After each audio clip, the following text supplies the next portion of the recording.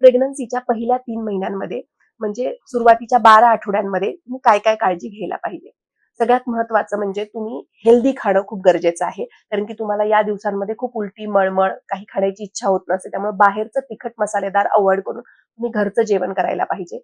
तुम्ही रेस्ट करणं म्हणजे झोप घेणं सुद्धा खूप आवश्यक आहे. कारण कमी झोपेमुळे सुद्धा तुमची मळमळ आणि चिडचिडेपणा वाढू शकतो. त्यानंतर तुम्ही स्वतःला हायड्रेट ठेवणं गरजेचं आहे. त्यासाठी लिंबू पाणी, ताक अशा गोष्टी तुम्ही घ्यायला पाहिजेत. नंतर खूप लांबचा प्रवास, दूरचा प्रवास, दुचाकीवरचा प्रवास तुम्ही टाळला पाहिजे. फिजिकल रिलेशन म्हणजे शारीरिक संबंध ठेवणं सुद्धा तुम्ही टाळलं पाहिजे. नंतर खूप वेगवेगळी औषधं, काही वेगळे केमिकल्स तुम्ही स्वतःवरती ट्राय करणं किंवा मग अल्कोहल, स्मोकिंग असं काही ॲडिक्शन असेल तर ते सुद्धा तुम्ही या 3 महिन्यांमध्ये अव्हॉइड करायला पाहिजे. तुमच्या डॉक्टरांनी तुम्हाला जे काही व्हिटॅमिन्स घ्यायला सांगितले असतील, सगळ्यात महत्त्वाचं फॉलिक ॲसिड ते घेणं आवश्यक आहे. तुम्ही काही थोडंफार वॉकिंग आणि श्वासोच्छवासाचे व्यायाम करणं या दिवसांमध्ये खूप अपेक्षित असतं.